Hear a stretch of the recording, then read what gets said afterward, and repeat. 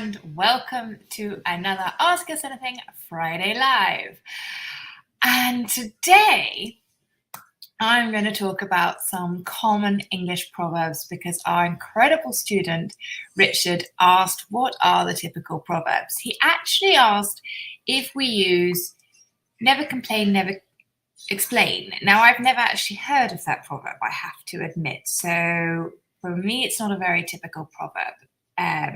And so I'm going to cover today the 15 most common proverbs and ones that I definitely use. So let's get started while Emily is occupied. So the first one, absence makes the heart grow fonder.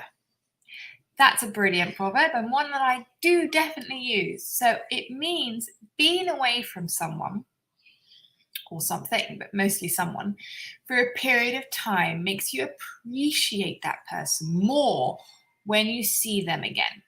So, for example, I used to hate going to my aunt's house when I was younger, but now I miss it. Absence makes the heart grow fonder. Okay, number 2, actions speak louder than words. Definitely true. So, what you do is more important than what you say. So, for example, I'm sure many married couples, just like with myself and my husband, often say to each other, don't just tell, thank you, darling. You don't want any more? Thank you. Don't just tell me you're going to change. Do it. Actions speak louder than words. Okay, number 3, a journey of 1,000 miles begins with a single step. This is very true and a brilliant proverb because if you must begin something if you hope to finish it. If you never begin, you'll never do it. So, for example, if you want to learn English, it's a long process. It's not something that you can just click your fingers and learn through osmosis. You must begin with a single step. You must start. So, you know, it can take a long time, but you have to do that first step. So if you, for example, if you want to lose weight, you need to stop eating junk food and you need to start exercising today, not tomorrow, not in a week's time, today, because a journey of 1,000 miles begins with a single step. Number 4, all good things must come to an end. And now it is a true proverb, but it's quite a sad one, to be honest, because everything ends. Good times don't last forever. Do you want this, Dad? It's a shame, but it's true. So, for example, I wish this holiday would go on forever. It's too bad that all good things must come to an end. And I'm going to add 4B, an extra little proverb, which is all good things. Emily, you're having a nice chat. All good things come to those who wait.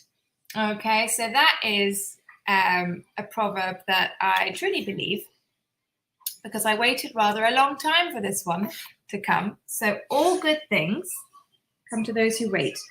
And I'm just going to, no, Giant, no. If you want to get down with the glass, not a problem, but I'm just going to hold the glass so you don't break another glass. There you go, there you go. Okay. I pour in her plastic glass, but no, she wants my really nice Bodum glasses. Okay. No, it doesn't go there. It doesn't go there. It doesn't go there. Seriously, it doesn't go there. It will break. It will break. Okay, sorry about that. But all good things come to those who wait. You know, things don't maybe happen immediately. Sometimes it takes a bit of time for what you're wanting, you know, to come to fruition. So, for example, all good things come to those who wait. I finally got my baby. So, the next one, 5. A picture is worth 1,000 words. I love this proverb. So an image can tell a story better than words. And I truly believe that often the case. I love art. And the truly amazing paintings definitely can, they say so much. So I wasn't sure, for example, he loved her, but then I saw them hugging at the airport, and a picture is worth 1,000 words. Okay, number 6, a watched pot never boils. Oh, I use this all the time. So if something takes time to do, it doesn't help to constantly be checking on it. You just have to give it time. So for example, when you are boiling pasta, it's not going to boil any faster by you watching it. A watched pot never boils. So for example, I know you think he's going to be a great guitar player one day, but stop criticizing him so much. He's just started taking lessons 2 weeks ago. A watched pot never boils. Number 7. Oh, am I on 7? Oh, so sorry, the previous one was 6. Beggars can't be choosers. So my mum has said this to me repeatedly over the years. If you're in a bad situation and someone offers to help you, you have to take whatever they give you and shouldn't ask for more. So for example, I was unemployed and they offered me a job cleaning prison toilets. I didn't like the job, but I accepted it. Beggars can't be choosers. That's not actually me. That's just an example, just so you know. Number 8, beauty is in the eye of the beholder. So what is beautiful is different for every person. And I think that's a beautiful proverb. For example, I think their house is ugly, but they seem to like it. So beauty is in the eye of the beholder. Number 9, and I definitely say this all the time, better late than never. So it's better to finish something late than never do it at all. So for example, students, they can say to me, they have finally done those exercises or finally sent me those sentences or those questions, and I will always say better late than never, because if it takes them a long time, I'd rather they give me that work than not at all. Okay? So number 10, birds of a feather flock together. I love that. So people who are similar spend time together.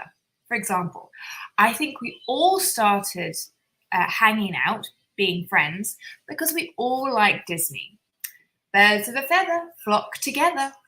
Number 11, the pen is mightier than the sword.